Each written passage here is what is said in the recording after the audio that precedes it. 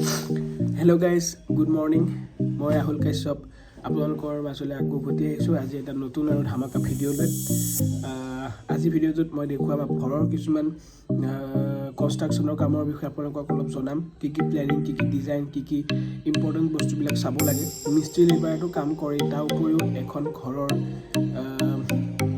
মানুহবিলাকে কি চাব লাগে, কি কাম তেওঁলোকে কৰিছে, সেই কামখিনি ভালকৈ চাব লাগে। সেই কামখিনি মই কি চাব লাগে দেখুৱাম। এতিয়া আজি খবৰ আছিলোঁ, অলপ পঢ়িলোঁ, পঢ়ি পেলাই এতিয়া জিমলৈ যাম এপাক। তাকে জিমলৈ যাবলৈ ওলালোঁ। আপোনালোকৰ জিমত লগ পাই আছোঁ। কমেণ্ট কৰিছে, বহুত ভাল লাগিছে এইবিলাক কমেণ্টবিলাক চাইছোঁ মই, আৰু মই ফিল কৰিছোঁ এতিয়া। লাহে লাহে আপোনালোকে এবাৰো মন দেখুৱাই দিব। মই আৰু অলপ তেনেকুৱা ভাল ভিডিঅ'বিলাক কণ্টেণ্টবিলাক আনিবলৈ চেষ্টা কৰিম।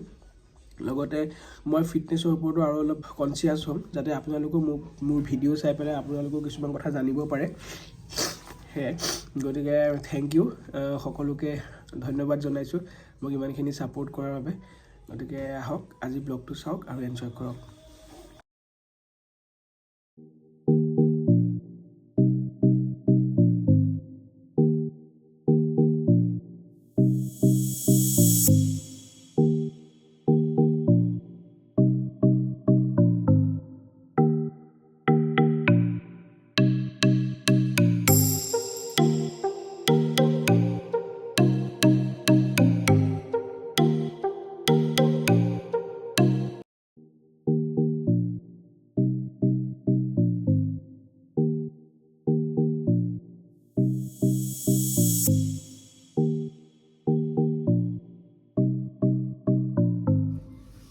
এইটো লিমচি, আপোনালোকে ডেইলি এটা লিমচি খাব। এইটো ভিটামিন চিৰ কাৰণে বহুত ভাল, আৰু লিমচিটো টেষ্টি হয় খাবলৈ।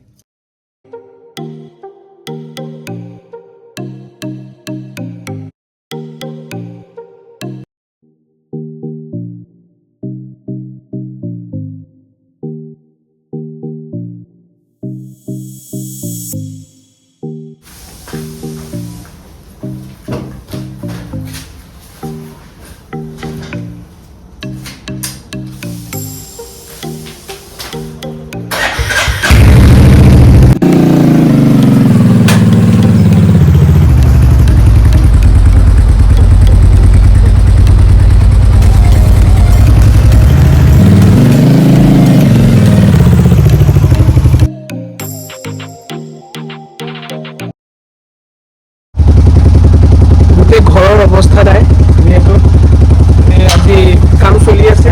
কাইলৈ আমাৰ শেষ, কাইলৈ পৰহিলে আমি চাফা কৰিম বস্তুবিলাক। ড্ৰেছবোৰ অৱস্থা নাইকিয়া হৈ আছে, গতিকে যাওঁ বলক জিমলৈ, জিমত লগ পাই আছোঁ।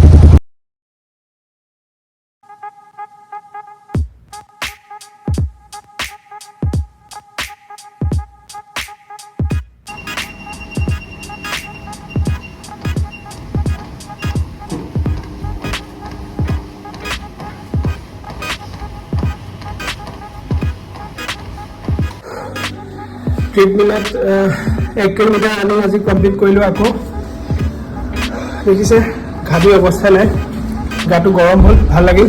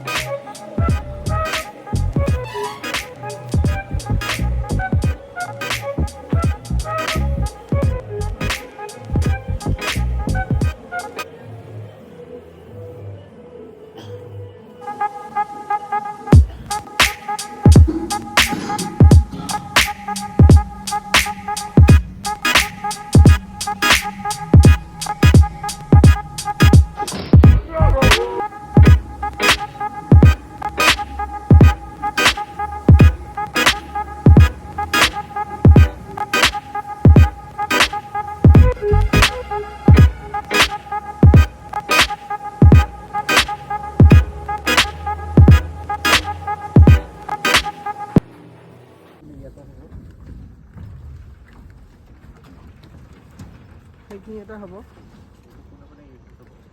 এখন ছাদ দিয়া আগত কি কাম চাব লাগে, কি বস্তু চাব লাগে, সেইখিনি বস্তু মই আপোনালোকক দেখুৱাম। ক্লিয়াৰ কভাৰ বুলি এটা বস্তু আছে, যিটো কেনেকুৱা হয় বস্তুটো এই চাটখন তলত লাগি আছে গতিকে আমি এনেকুৱা এটা পাথৰ দিব লাগিব তলত পাথৰ এটা সোমোৱাই দিব লাগিব যাতে সেই পাথৰটো মানে চাটখন তলফালৰ পৰা ওপৰত উঠি থাকে আৰু সেইটো আপোনাৰ 20 mm to 25 mm থিকনেছ হ'ব লাগে সেকেন্ড হৈছে স্পেচিং বাৰ মানে হৈছে এই বাৰবিলাকৰ ডিষ্টেঞ্চ 150 ভিতৰত হ'ব লাগে 125 150 এনেকুৱা ড্ৰয়িঙৰ মতে হয় ড্ৰয়িঙত যিমান থাকে তেনেকুৱাই দিব লাগে বাকি অভাৰ লেংথ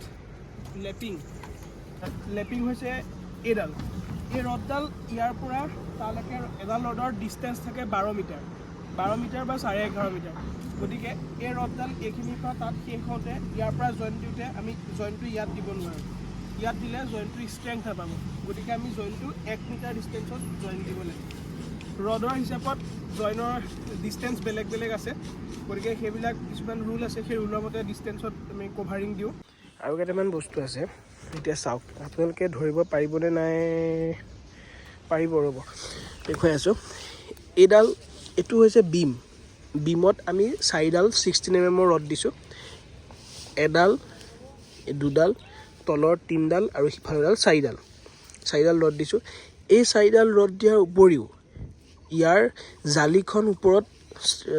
জালিখন ওপৰত ৰৈ থাকিবলৈ কি কৰিব লাগে এক্সট্ৰা বাৰ প্ৰভাইড কৰিব লাগে এক্সট্ৰা বাৰ সদায় বিমৰ যিমান ৰডৰ সাইজ থাকিব সেই সিমানেই সাইজ দিব লাগে আমি 60 mm বিমৰ ৰডৰ সাইজ দিছোঁ গতিকে আমাৰ এক্সট্ৰা বাৰো আমি 16 mm দিছোঁ এক্সট্ৰা বাৰ কিয় দিয়া হয় অভাৰ ষ্ট্ৰেংথৰ কাৰণে এই এক্সট্ৰা বাৰবিলাকে যেতিয়া আৰ্থকুইক আহে ভূমিকম্প হয় যে এই বাৰবিলাকে জালিখন স্লেবখন ধৰি ৰখাত বহুত সহায় কৰে আৰ্থকুইকৰ একদম মেইন বস্তুটো যিটো আমি আৰ্থকুইকক এখন স্লেবক যেতিয়া বচায় ভাঙাৰ পৰা বচায় সেই মেইন বস্তুটো হৈছে এই বেণ্ডবিলাক এই এইবিলাক হৈছে এইবিলাক 8 mm এডাল ৰিং আমি প্ৰভাইড কৰিছোঁ এই ৰিংবিলাক চাওক ইয়াত কি হৈছে এই যে জইনটো যে আছে এই জইনটো সদায় সমান হৈ থাকিব নালাগে ইয়াক 45 ডিগ্ৰী তললৈ বেণ্ড কৰিব লাগে ইয়াক আমি এয়াৰ ৰডবিলাক যে উলিয়াই ৰাখিছোঁ এই ৰডবিলাক আমি কিয় উলিয়াই ৰাখিছোঁ আপোনালোকে গম পাইছেনে যদি গম পাইছে কমেণ্ট কৰি জনাব এইবিলাক যে দাগছবিলাক দি থোৱা আছে চকেদি যে আমি আঁকি থৈছোঁ এইবিলাক কিহৰ কাৰণে আঁকিছোঁ আপোনালোকে গম পাইছেনে এইবিলাক আঁকিছোঁ ফেনৰ যিবিলাক হুক থাকে সেই হুকবিলাক আমি ইয়াত মাজেদি গিৰমিট দি ফুটা কৰি আমি ইয়াক তললৈ সুমুৱাম সেইকাৰণে আমি ইয়াত ফেনৰ হুকবিলাকৰ কাৰণে আমি ইয়াত চিম্বল দি ৰাখিছোঁ যাতে এই ফুটাটোতে এই জেগাটোতে মানে সেই ফুটাটো মিস্ত্ৰীয়ে কৰে এইটো ঘৰৰ মানুহে দেখাই দিব লাগিব তেতিয়া সিহঁতে এইটো ফুটাটো ৰাখিব এইটো গিৰমিট দি ফুটা কৰি তললৈ হেং কৰি লয় বাকীডাল ৰড ইয়াত ওপৰত ওলমি থাকে তলফালে খালি সেই হুকটোত ওলমি থাকে তেওঁ বাঁহবিলাক চেক কৰি আছে যাতে বাঁহবিলাক ভাঙি নাযায় তলফালৰ পৰা আৰু বাঁহবিলাক যিমান টাইট হৈ থাকিব সিমান ওপৰৰ স্লেবখনৰ ষ্ট্ৰেংথটো বেছি হ'ব আৰু স্লেবখনৰ লেবেলিংটো এতিয়া ইফাল নহয় এটা লেবেলিঙত থাকিব সেয়া গেপটো মই তেওঁ মিস্ত্ৰীজনক কৈছোঁ এই গেপটো বন্ধ কৰিবলৈ এই গেপটো দি কাষ্টিংবিলাক এইবিলাক মানে ঢালাই থাকিব এইবিলাক লিক কৰিব গতিকে এইবিলাক বস্তু চাব লাগে য'ত মানে বগা পোহৰ ওলাই আছে সেইবিলাক বস্তু এইবিলাক বন্ধ কৰিব লাগিব যাতে কাষ্টিংটো ওলাই নাযায় স্লেবটোৰ ঢালাইটো যাতে মছলাটো ওলাই নাযায় বাহিৰলৈ ইমান মিস্ত্ৰীবিলাকে জানেই হ'লেও আপোনালোকে জানি থোৱাটো ভাল বুলি মই ভিডিঅ'টো বনাইছোঁ সেইটো বস্তু হৈছে এই যে বাঁহবিলাক দেখিছে এই